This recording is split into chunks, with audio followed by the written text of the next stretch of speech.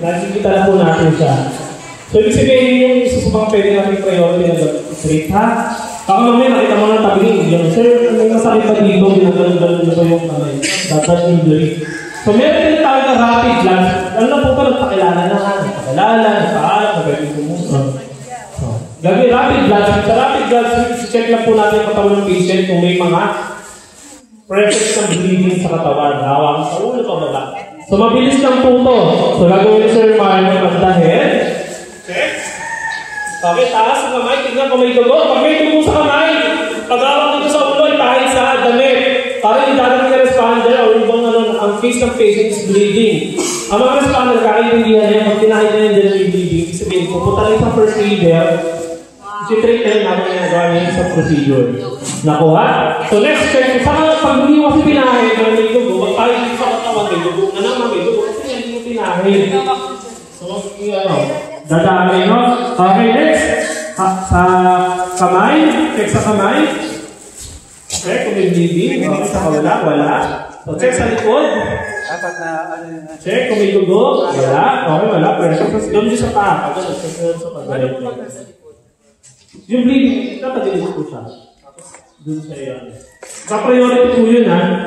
Bago nyo po check isa-isa yung katawan. Okay, so kung na-check na po sa kung yung rapid glance yung tinatawag. Next po is, i-check na po natin siya from head to toe. So ano pong nahanap natin dito? Alam niyo sa yung dots? D-O-T-S, dots. Hindi po sa TV, TV dots, ha? TV dots yun. Hindi natin hanapin may TV siya. Hanapin natin kung meron po siyang D-deformity. Ibig sabihin ng deformity na, deform po ba yung katawan ng patient? May na-deform, may nagbago po ba? Letter O, open injuries. Ibig sabihin, iba-ibang klase ng sugat.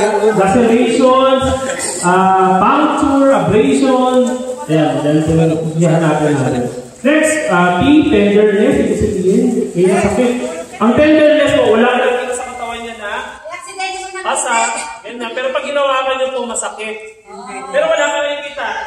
Ganun pong ganun, di ba? Parang lalabo, pag ginawa ka niyo, masakit. Yung may tenderness. Then, letter S po is swelling. Ibig sabihin, namamaga. Pag namamaga, ibig sabihin, ang kulay mo niya is mainit. Mayroong swelling na mamagain, then ang kulay pula. Yun po yung swelling na tinatawag. So, next, impiyahan natin. So, simulan po tayo sa ulo. Head to toe. So, using your hands, check niyo po yung ulo. Yung loo. Check po sa mukha. Yung tambo pa, gamitin yung pan-check. Yan, check niyo po. Kung may bukol, noon nilang, ma'am, meron po sa bukol dito sa kalawang noo. O, kanan. Sige sir, darating din tayo ng mamaya. Siguro din mo yan sir, pag check namin yung ulo mo. Sige sir, next, pilis tayo dito sa mukha. Check. Okay, mukhang magana, no? Sulong natin yun, ma'am. Magkapo talaga yung mukha, ma'am. Ulo mo natin. Okay, kung okay lang po sa mukha, ayun natin yung mata. So, using the pen light. Sir, pwede ba akong gumamit ng cellphone? Last resort po yun. Kasi yung ilaw ng flashes sa cellphone is masyado malakas po sa pupils, no? Pero last resort po yun. So, meron pong pen light dito ang gamitin by checking po yung mata. So, yung isang kamay yung may lagay po sa ibabaw ng mata. Kasi bubuksan niyo po yung mata. Ang bukas po ng mata, inner to outer. Yung pen light na dito, pag ganon. Hindi po pag gano'n lang, pasok, palabas. Kuha? Nice. Nakuha ba? Palabas. Okay, sige. Gagawin mo ni Sir Mario. Check.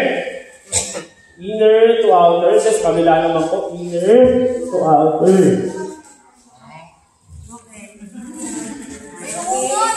Pagkasin gawin.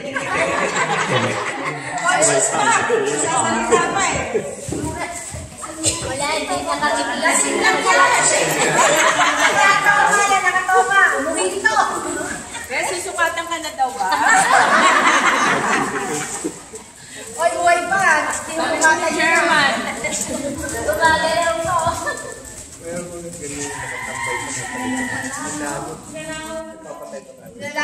Ang bilis naman lang awin. Expert daw yung puro palikit luro.